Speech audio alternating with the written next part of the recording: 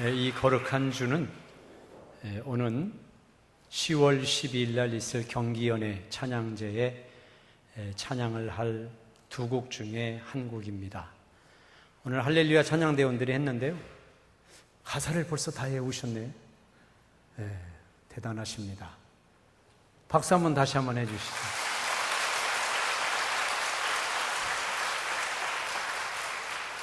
이 앞에 모니터가 있었군요.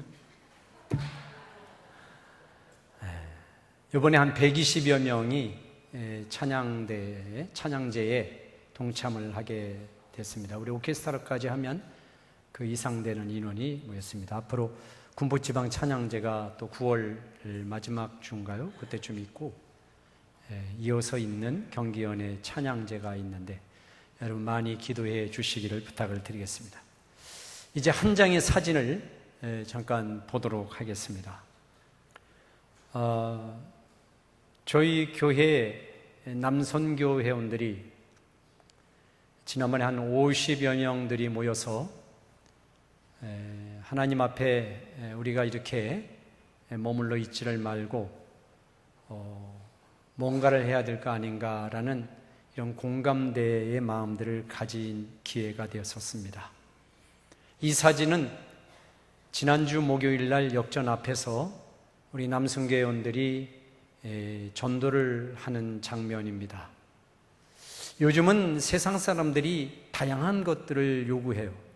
이 그리스도를 알고 복음에 접촉하는 것이 옛날 고전적인 방식은 잘 먹히지 않는다고들 생각을 해서 사람들의 입맛에 맞고 요구에 따라서 다양한 접촉점들을 만들어 갑니다. 예를 들어서 팝콘을 튀겨준다든가 뭔가 물건을 손에 쥐어줘야 전도지도 받고, 뭔가 선물을 쥐어줘야, 또 마음에 이렇게 자기가 관심사항에 대해서 뭔가를 이끌어내줘야 겨우 뭔가 우리가 전해주는 복음지를 받아들여요. 그렇지 않으면 받자마자 내버리고요, 속상하죠. 엄청 속상해요. 그게 필요하지 않은 건 아닙니다. 선물을 안겨주고 그의 마음을 열게 하기 위해서 다양한 것들을 제공해 주는 거, 그거 틀리지 않아요. 그건 맞아요. 맞는 얘기인데, 그러면서도 아예 정말 옛날 방식으로 그냥 말씀과 마음이 쾅 부딪혀가지고 거기에 뭔가 하나님의 썸씽이 막 스파크가 일어나서 거기에는 설득도 없고 이해도 없어. 그냥 부딪히는 거예요. 주님이 하여튼 부딪히는 사람이면, 여러분 성경을 보더라도 주님이 선물 안겨주고 하고 그러지 않았잖아요. 주님이 하는 건 단지 하나, 그냥 부딪히는 거예요. 어떤 마음 가지고? 측은지심, 측은한 마음을 가지고, 정말 안타까운 마음을 가지고 부딪히는 거, 거기에 기적이 일어나고 거기에 사람의 마음이 막 깨어지고 녹아지고 했지요. 지금 시대처럼 선물 주고 하고 그러지는 않았어요. 아마 예수님 시대에도 다른 사람들이 그런 요구들이 있었을 거예요. 뭔가 하나 안겨주면 관심 가지고, 그런 시절이었을 거예요. 이번에 이 사진은 아무것도 없습니다. 저희 사진을 들고 계신 저 두 분이 계속 올려져 있죠, 사진? 네. 저 사진은 이제 두 분이 나가서 들고 있는 건데, 말 그대로 투박해요. 그냥 오직 예수, 인기 없는 요즘 단어죠. 또 요한복음 3장 16절에 하나님이 이 세상을 이처럼 사랑하사 믿는 자마다 다 구원하신다는 저 글귀예요. 저 들고 그냥 외치지도 않아요. 그냥 들고 있는 거예요. 정해진 시간에 지나가는 사람이 보고, 뭔가 들여다보고, 예전에 신앙생활 했던 사람이 저 글귀 보고 옛 향수를 떠올리고, 나는 지금 어디로 가고 있는가 깨닫기도 하고 부딪히라고 그냥 들고 있는 거예요. 여러분 많이 기도해 주시기 바라요. 매주 목요일마다 저 자리에 저 프랑카드가 항상 서 있을 겁니다. 동참하시는 분들이 많았으면 좋겠어요. 동참하시는 분들이 많으면 거기서 조그만 우리의 마음에 선물도 줄 수가 있고, 그렇게 될 거라고 믿습니다. 이제 한 몇 사람이 시작한 이 일에 여러분들이 많이 기도해 주셔서 저 오직 예수라고 하는 글귀를 보고 저 성경 구절을 보고 마음에 울림이 생기고 마음에 찔림이 있는 그런 기적의 역사가 일어나기를 주님의 이름으로 축원을 드립니다. 자, 저희 나라의 고유의 명절이 수요일부터 시작되어서 연휴로 이어지게 됩니다. 많은 분들이 이제 고향으로 사랑하는 가족들을 얼굴을 보려고, 부모님의 얼굴을 보려고, 친척 친지들을 만나 따뜻한 시간들을 가지는 그런 명절입니다. 오늘 본문에도 명절에 우리 주님이 베데스다라 예루살렘에 올라가시다가 양의 문이라고 부르는 그 문 곁에 있는 베데스다라 하는 연못에 가시는 그런 장면입니다. 이 베데스다 연못은 하나의 소문이 있었는데 그것은 뭐냐면은 그 연못에 들어가는 사람은 병이 낫는다라는 거였습니다. 그래서 많은 사람들이 거기 모여듭니다. 성경에 거기 온 여러 병자들의 병명이 기록이 되어 있는데 많은 병자, 맹인, 다리 저는 사람, 혈기 많은 사람 이런 류의 병자들이 잔뜩 모여서 그 베데스다 물가에 다들 진을 치고 있는 겁니다. 왜 진을 치고 있느냐면 연못에 아무 때나 들어가서 병을 낫는 것이 아니라 연못이 막 움직일 때, 여기서 움직인다는 말은 부글부글 끓어오른다는 거예요. 그러니까 간헐천이지 않았나 그렇게들 학자들은 얘기합니다. 계속 물이 이렇게 부글부글 끓어오르는 것이 아니라 어쩌다 한 번씩 물이 부글부글 끓어오르는 거죠. 그런 온천수인데요. 그러니까 부글부글 끓어오를 때에 들어가려고 많은 병자들이 모여 있는 거예요. 근데 이 들어갈 때 아무나 들어가서 되는 게 아니라 제일 먼저 들어가는 사람이 병이 낫는 거예요. 그러니까 이 참 아무나 다 들어갔으면 얼마나 좋아요, 연못에. 그런데 제일 먼저 들어가는 이 세상에 경쟁의 환경이 못하고 나음과 겨룰 수 있는 실력도 안 되고 또 당시 이 병자라고 하면 죄인 취급을 받던 그런 대우를 받던 사람들이었기 때문에 사회적인 대우를 받지 못하고 이방인과 같은 사람으로 여겼던 대상들이거든요. 이런 사람들이 무슨 경쟁력이 있겠어요? 세상을 향하여 다른 사람들과 뭐를 경쟁하겠어요? 그저 죽지 못해 사는 그런 인생처럼 죄인 취급받으면서 세상을 살고 있는 이들인데, 그런데 베데스다 연못가에 마지막 희망을 걸고 거기 가면 병이 낫는다더라 이런 소망을 가지고 찾아왔는데 딱 와서 보니까 여기도 또 싸워야 되는 일이 있는 거예요. 그러니까 이 베데스다 연못은 완전히 불완전한 연못이죠. 교회도 그렇습니다. 교회, 우리가 모인 교회 공동체라고 하는 것이 잘난 사람들이 모인 게 아니에요. 신앙적으로는 다 죄인들이 모인 것이고 또 세상적으로도 봐도 다양한 계층의 분들이 여기 모여 있는 거죠. 그래서 이 다양한 계층들을 예수 그리스도의 이름으로 한 마음이 되도록 하고 그리스도의 생명을 얻어서 한 생명을 가지고 새로 태어난 사람으로 이렇게 공동체를 이루는 것, 이게 바로 교회입니다. 그러니까 구성 멤버를 보면은 한 사람 한 사람 다 완전할 수가 없습니다. 불완전해요. 모자람이 많아요. 연약함이 많아요. 그런 사람들이 바로 이 교회 공동체를 이루고 있어요. 그러니까 완전한 교회가 아니에요. 진정한 교회가 아니라고요. 완전한 교회는 누가 있어야 되느냐? 그리스도께서 계셔야 그 교회가 완전한 교회가 되는 줄로 믿습니다. 주님이 지난주에 제가 말씀을 드린 것처럼 주는 그리스도시요 살아계신 하나님의 아들이라고 고백하는 그 사람을 반석 위에 세우시고 교회를 이루시겠다라고 말씀하신 것처럼 진정한 교회는 그 중심에 누가 계셔야 되냐면 예수님이 계셔야 되는 줄로 믿습니다. 베데스다 이 연못가에 마침 38해 38년 동안 병을 앓고 있는 사람이 와 있었습니다. 성경 말씀을 보니까 그가 누워 있었던 것으로 봐서 스스로 몸을 가누기가 어려웠던 사람인 듯합니다. 거기까지 누가 인도해 왔을까? 아마 그의 가족이나 친구들이 그 사람을 데리고 왔는지 모르겠고, 아니면 그 스스로가 겨우겨우 조금씩 움직여서 이곳까지 와 있는 줄도 모르겠습니다. 어쨌든 이 사람은 누워 있습니다. 움직일 수가 없습니다. 그러니까 이 물이 부글부글 끓어올 때 제일 먼저 들어가는 이 조건에는 거기서 수십 년 동안 누워 있어도 이게 합 조건에 맞지 않는 그런 조건을 갖고 있는 사람이에요.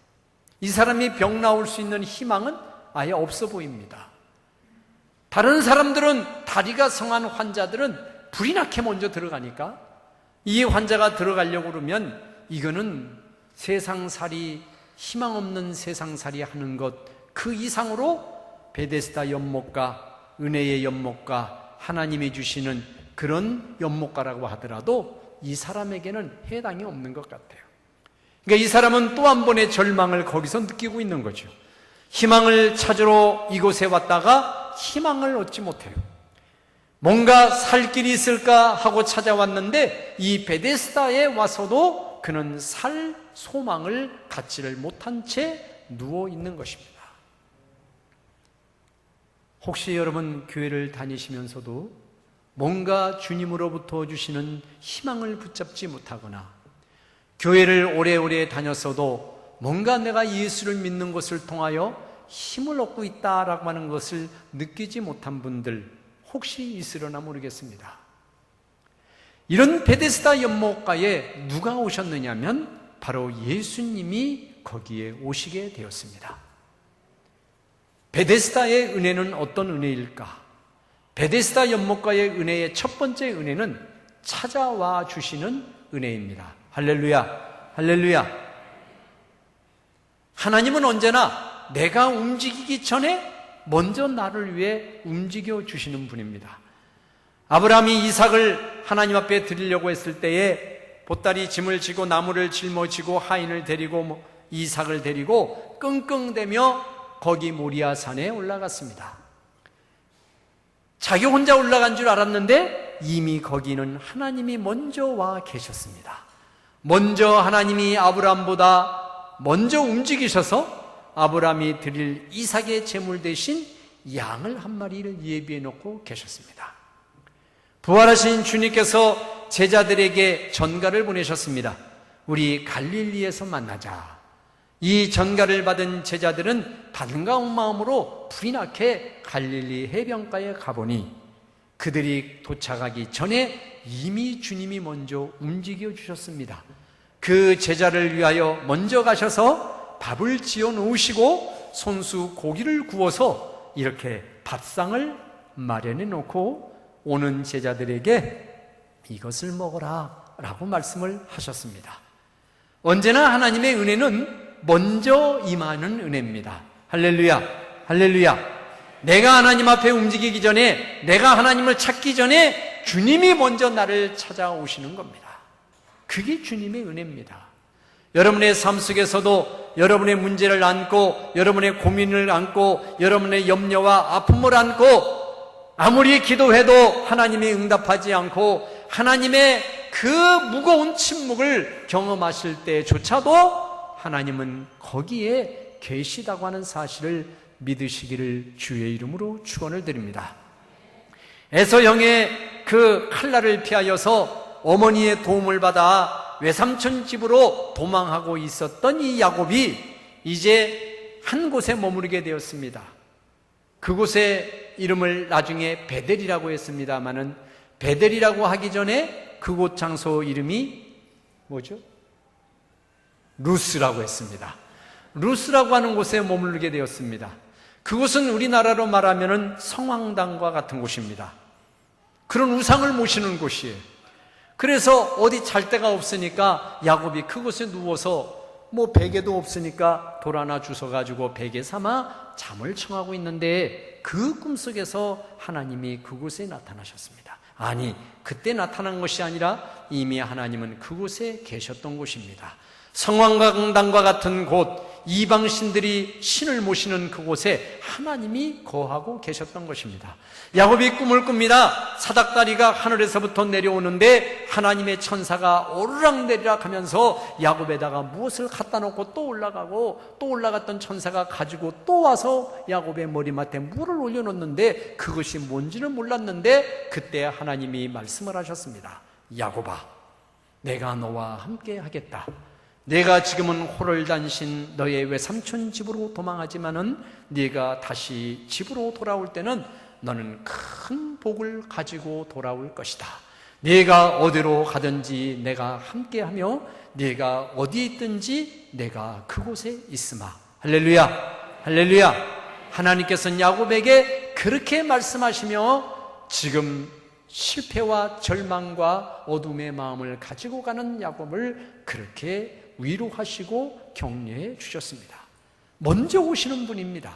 먼저 찾아와 주시고 먼저 와 계시고 지금도 여러분과 함께 계시는 그 은혜, 그 은혜가 곧 베데스다의 은혜인 줄로 믿습니다. 두 번째로 베데스다의 은혜는 어떤 은혜일까? 두 번째 베데스다의 은혜는 꿈만 같은 은혜입니다. 예기치 못했던 은혜입니다. 짐작하지 못했던 은혜입니다. 이 38년 된 병자가 지금 세상에서도 절망하고 이 소망을 가지고 왔던 이 베데스다에도 지금 그 소망과 희망이 절망과 좌절로 바뀌어 있습니다. 아마 이 38년 된 병자는 나는 아마 이곳에서 죽을 거야. 내가 이제 갈 데는 없어. 이것도 이미 나에게는 절망밖에 안겨주지 않은 곳이지만 이 절망의 자리를 피하여 내가 내 몸을 맡길 때는 이제 없어. 나는 그냥 여기서 죽는가 보다. 그렇게 누워 있었던 환자입니다. 이제 모든 것을 다 포기하고 완전히 절망의 깊은 나락에서 누워 있는, 아니 죽어가고 있는 그런 영혼입니다. 그때 우리 주님이 이 절망의 우에, 그때 이 절망의 늪에 우리 주님이 찾아오셔서 그 38년 된 병자에게 예기치 못한, 짐작하지 못한 꿈만 같은 그 귀한 은혜를 부어주셨습니다. 믿으시기를 주의 이름으로 축원합니다.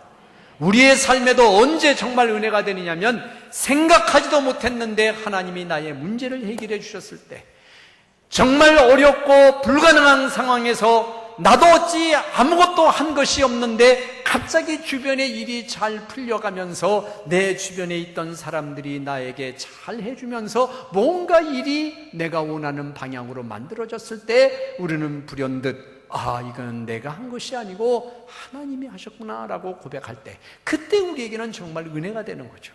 그때는 잊지 못할 은혜가 되는 겁니다. 이스라엘 백성들이 바벨론의 포로로 잡혀가서 수십 년 동안을 거기 있으면서 자나깨나 예루살렘을 바라보며 우리는 언제나 예루살렘으로 돌아갈 거냐, 우리가 언제나 고향 땅을 볼 거냐, 우리가 언제 예루살렘 성전에서 제대로 된 예배를 한번 드릴 거나, 그렇게 생각하면서 바벨론 가에 있는 그 강변에 앉아서 늘 고향을 생각하고 하나님 앞에 기도하지만 그 기도는 말 그대로 진정한 기도가 아니었어요. 그냥 푸념이지 뭐, 푸념. 그저 강변에 앉아서 푸념하는 거죠. 이제는 틀렸어. 벌써 10년이야. 바벨론에 잡혀온 지도 20년이야. 30년이야. 그들이 70년 동안 있었거든요. 그러고 있습니다. 국제정세, 바벨론으로 중심으로 한 이런 이 세계의 정세는 도저히 이스라엘 백성들이 다시 고국 땅으로 돌아갈 수 있는 가능성은 백지입니다. 백지. 안 됩니다. 그런데 그런 바벨론이 이제 저물어 가면서 새로운 왕이 나타났는데 이방 민족들은 다 고국 땅으로 돌아가라, 이런 명령을 내리는 거죠. 고레스 왕 때. 그 말씀을 듣는 순간에 이 백성들이 환호를 올리고 다시 고향 땅으로 돌아갈 수 있다는 그 절망 속에서 희망을 붙잡는데, 그때 그들이 지은 시가 바로 이겁니다. 내가 강변에 앉아 그 하나님의 놀라운 말씀을 들었을 때 꿈꾸는 것 같았도다. 할렐루야. 여러분의 삶에 늘 꿈꾸는 것 같은 일들이, 꿈꾸었던 일들이 현실로 이루어져서 정말 이거 꿈만 같구나, 이런 놀라운 간증과 감사가 넘쳐나시기를 주의 이름으로 축원을 드립니다. 이것을 가능하게 하시는 분이 누구라고요? 하나님이시다. 하나님. 내 노력이 아닙니다. 내가 애쓴 것이 아닙니다. 오직 전적인 하나님의 은혜, 이 베데스다의 은혜 내려진 두 번째에 이렇게 꿈만 같은 은혜를 주시는 분은 하나님이시다. 그 하나님을 여러분이 날마다 신뢰하며 주 안에서 마음껏 찬양할 수 있는 성도가 되시기를 주의 이름으로 축원을 드립니다. 세 번째 베데스다의 은혜는 뭐냐면 생명을 새롭게 해주시는 은혜입니다. 조건 없는 생명입니다. 대가를 치르지 않는 생명을 그냥 주셨습니다. 이 38년 된 병자가 이 병을 나았기 위해서 스스로 준비한 게 아무도 없습니다. 이 사람이 예수님을 믿지도 않습니다. 그냥 누워있는 겁니다. 근데 주님과 대화가 시작됐습니다. 이 사람을 만난 주님이 첫 번째 물음이 뭐냐면은 네가 낫고자 하느냐라는 거였습니다. 이거는 별스러운 질문도 아닙니다. 그냥 내 소원이 뭐냐, 이걸 물은 겁니다. 성경에 이렇게 주님이 우리에게 묻는 이야기들이 참 많아요. 아담과 하와가 범죄를 하고 수풀에 숨어 있을 때에 아담아 어디 있느냐 몰라서 물으신 게 아닙니다. 아벨을 죽인 가인이 홀로 있을 때에 하나님이 그에게 오셔서 내 동생 아벨이 어디 있느냐 몰라서 묻는 게 아닙니다. 항상 주님은 그렇습니다. 주님을 3번씩이나 부인하고 등을 졌던 베드로에게 네가 나를 사랑하느냐, 제자들에게 네가 나를 사랑하느냐, 그들의 마음을 몰라서가 아닙니다. 별 의미도 없는 말 같고 평범한 말 같은데 때로 주님은 이런 평범한 말씀으로 우리에게 마음에 정곡을 찌르기 시도하시고 우리의 마음을 열어 제치기도 하시는 것을 볼 수가 있습니다. 내가 낳고자 하는 얘기는 뭐냐면 이제 희망의 이야기도 하기 싫고 절망 가운데 이제 자기의 생을 포기한 이 사람의 마음에 다시 한번 희망을 얘기하자고, 다시 한번 생명을 얘기하자고, 내가 살아야 되지 않겠느냐고 그가 잊어버리고 있었던 것들을 들추어내시는 그 주님의 은혜, 이것이고 베데스다의 은혜입니다. 어느덧 내가 기도를 잊어버렸습니다. 그 옛날 하나님 앞에 열심히 충성하던 헌신이 있었던 과거가 나에게 있습니다. 하나님의 말씀을 딸딸딸 외우고 하나님의 말씀이 꿀송이보다도 달았던 그런 추억이 옛날에 있습니다. 오랜 세월이 지나갑니다. 오랜 신앙의 세월이 지나가면서 일단 예전과 같은 뜨거운 기도도 나에게 사라지고 하나님의 말씀을 볼 때 마음에 불타왔던 그런 열정도 식어졌습니다. 그럴 때 우리 주님이 어느 날 오셔서 바로 우리가 잊고 살았던 것을 짚어주시는 거죠. 그게 베데스다의 은혜입니다. 네가 낫고자 하느냐? 네가 일어서야 되지 않겠느냐? 네가 살아야 되지 않겠느냐? 사랑하는 성도 여러분, 들을 귀를 가지시고 주님이 여러분에게 잊고 살고 있었던, 잊어버리고 살고 있었던 것을 들춰내시는 그 소리를 들으시는 여러분 되시기를 주의 이름으로 축원을 드립니다. 내가 낫고자 하느냐는 이 말씀이 이어서 주님이 두 번째 그에게 주신 말씀은 뭐냐면 일어나 내 자리를 들고 걸어가라. 할렐루야, 할렐루야. 이 말씀을 우리가 드려야 되는 거예요. 이 말씀. 자리를 들고 일어나라. 거기서 계산하고 있지만 말고, 판단하고 있지만 말고, 망설이지 말고 일어나라. 일어나라. 내가 의존하고 있던 내 자리, 내가 너를 덮어줬던 자리, 내 땅바닥에 너의 몸을 눕힐 수 있도록 깔아줬던 내 자리, 겨우겨우 그것만 의지하고 있었던 그 자리를 이제 드러내버리고 이제 걸어가라. 주님이 그렇게 이 38년 된 환자에게 말씀을 하신 것입니다. 여기서 이 자리는 뭐냐면 이스라엘의 노숙자들, 이런 병자들이나 가난한 사람들이 집도 없고 머물 곳도 없어서 여기저기 쓰러져 잘 때에, 추울 때는 그 거적다리를 자기 옷과 같은 것을 덮어 입고 더울 때는 그것을 밑바닥에 깔고 그렇게 쓰는 그런 자리예요. 옷이에요, 옷, 두꺼운 옷. 이 38년 된 환자도 이젠 뭐 세상에 의지할 건 없고 겨우 하나 있는 그 자리 하나 의존해서 그 지치고 고단한 생명 없는 몸을 의지하고 있었던 거죠. 주님이 그런 모습을 보시고 말씀하시기를 그 자리를 들고 이제 일어나라. 너는 누워서 사는 인생이 아니고 이제는 일어나 걸어 나를 따르는 인생이 될 거다. 주님이 그렇게 말씀하시는 거죠. 사랑하는 성도 여러분, 여러분들도 여러분이 있는 그 자리, 하나님을 바라보고 신뢰하지 못하고 그저 망설이고 주저앉아 있었던 그 자리, 그 자리를 떨어버리고 일어나 걸어가시기를 주의 이름으로 축원을 드립니다. 바로 이런 일어나 걸어가라고 하는 이 선물은 거저주시는 은혜입니다. 이 생명의 힘은 거저주시는 은혜입니다. 나의 노력이 아닙니다. 38년 된 황자의 어떤 노력이 아닙니다. 그저 그 말씀을 들은 것밖에는 없습니다. 그 말씀을 들을 때에 이 환자는 생기를 얻었습니다. 그 말씀 들을 때에 38년 된 뿌리가 깊었던 병의 근원이 깨끗하게 끊어져 버리고 말라져 버렸습니다. 여러분, 이 음성을 들으시지 않겠습니까? 일어나 걸어가라는 이 말씀을 여러분 들으시고 그 자리에서 벌떡 일어나는 순간, 그때 비로소 여러분 진정한 생명을 가진 그리스도의 사람으로 세워질 수 있으리라 믿습니다.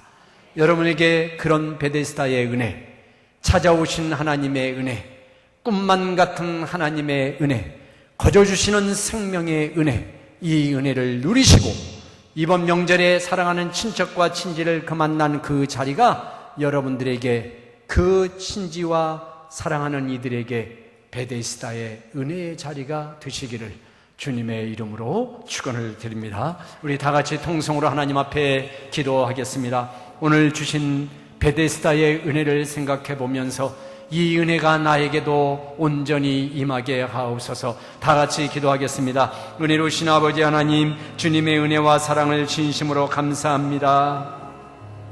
베데스다 연못에 누워있는 수많은 환자들처럼 주님, 내가 내 몸을 이기지 못하고 내 삶을 견디지 못하고 희망의 불도 꺼진 채 누워있지는 않습니까? 절망만을 바라보고 있지는 않습니까? 무엇을 하기를 포기하고 주저앉아 있지는 않습니까? 주님 찾아오신 그 은혜, 주님 우리들도 만나기를 원합니다. 우리를 찾아오시고 말을 건네주시고 나에게 희망을 불릴 듯 일으켜주시고 일어나 걸어갈 수 있는 믿음을 주신 그 하나님의 은혜, 우리의 은혜가 되기를 원합니다. 우리의 있는 자리에서 일어나는 결단이 있게 하시고 하나님이 나에게 말씀을 주실 때에 그 말씀을 들을 수 있는 들을 귀를 허락하여 주시어서 이 귀한 소리를 듣고 벌떡 일어나 이제 진정한 주님의 자녀로, 하나님의 자녀로 살아가는 모든 성도들이 될 수 있도록 복 내려 주시옵소서.